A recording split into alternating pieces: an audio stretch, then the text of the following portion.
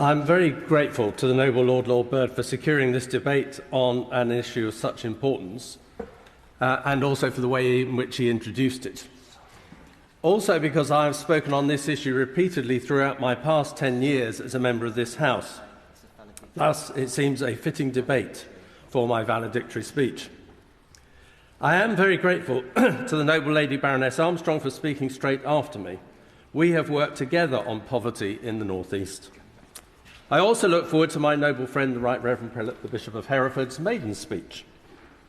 During my maiden speech, I spoke of the high levels of poverty in my region of the North East. Sadly, poverty, particularly child poverty, remains as significant an issue today as it was 10 years ago.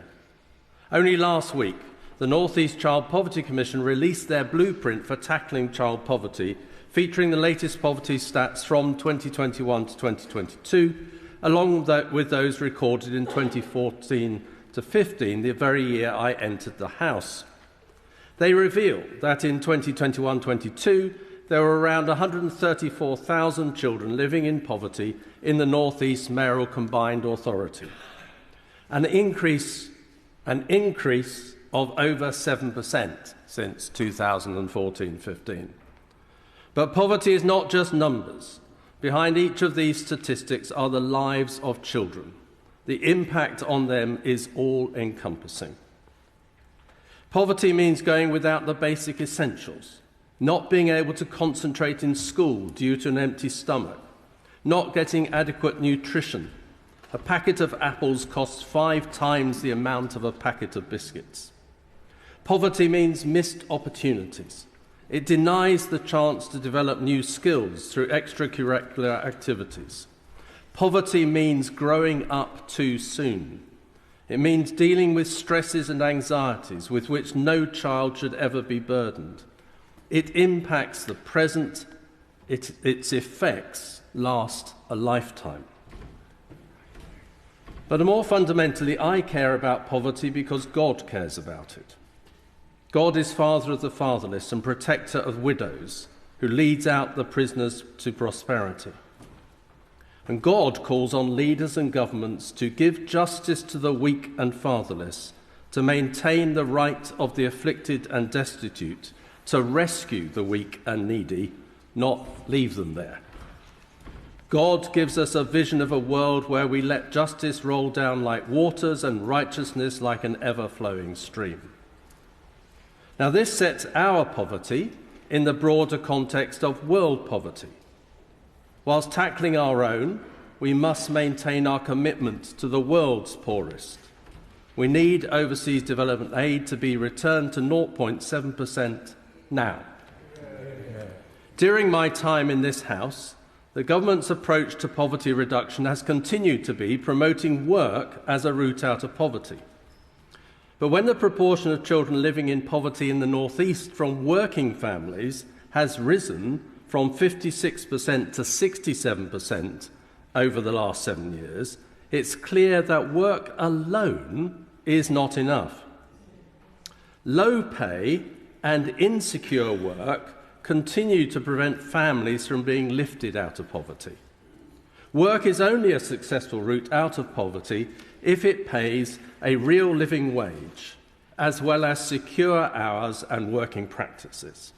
And I thank the Noble Baroness Lane Fox for her good examples, but they have to be good examples for work to work.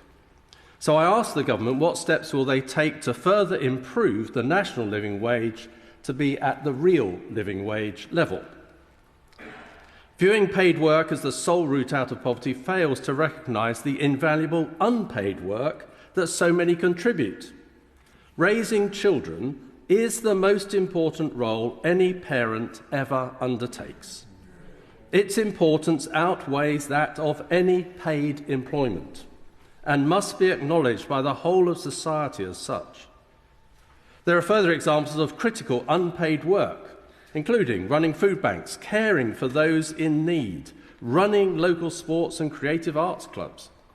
These are all examples that are vital to our society, yet receive little recognition for their contribution.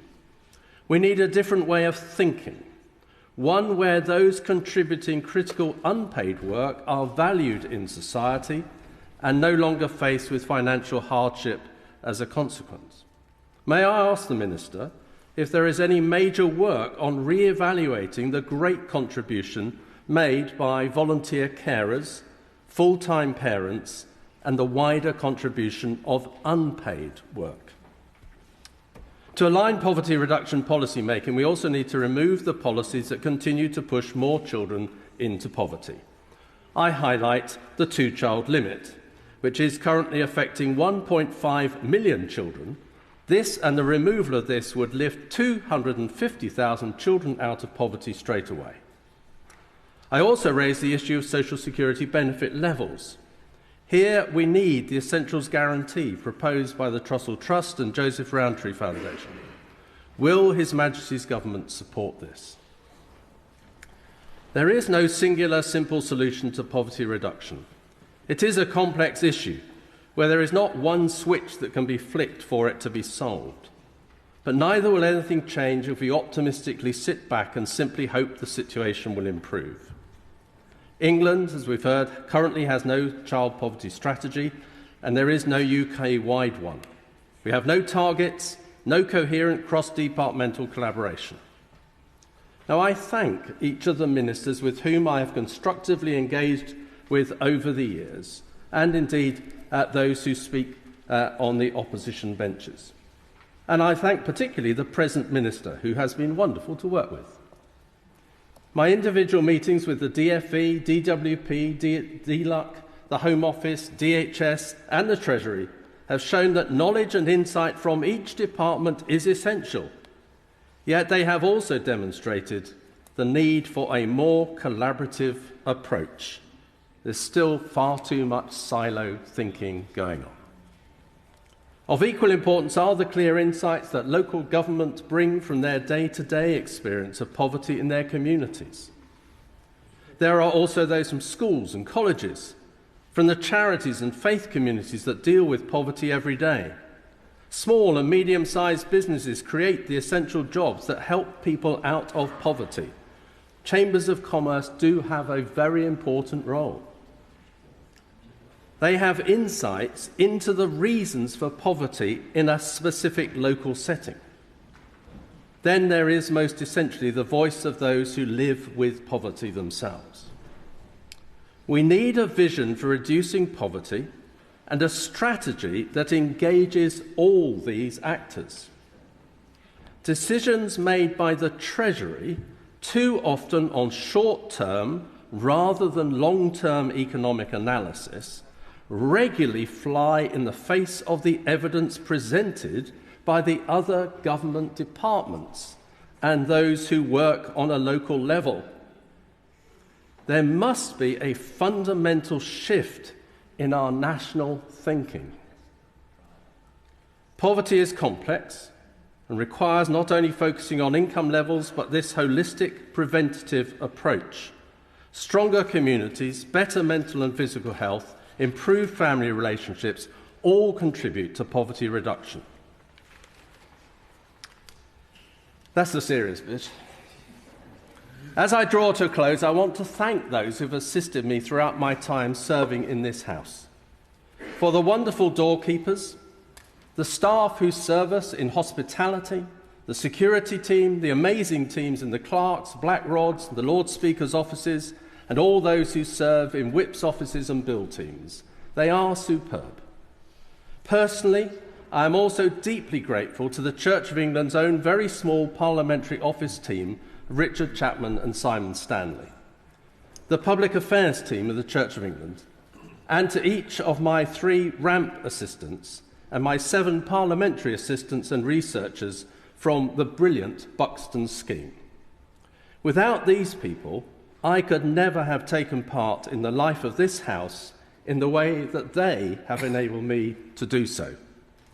I shall miss this place and the brilliant work this House does in scrutinising, revising and seeking to hold government to account. If there had been a different flavour of government whilst I was on these benches, I promise you I would have behaved exactly the same way towards you.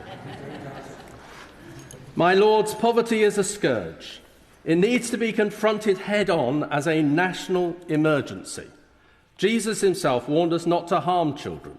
He also made it clear that for all of us, we have to enter God's way of living by placing a child in our midst and learning from their trust and humility. We need a clearer vision for children and for how we confront all poverty, one with determination that requires us all to work together. Only then will we see it be reduced. Only then we will ensure that no child in this country grows up without the basic essentials, and we finally end child poverty. Yeah.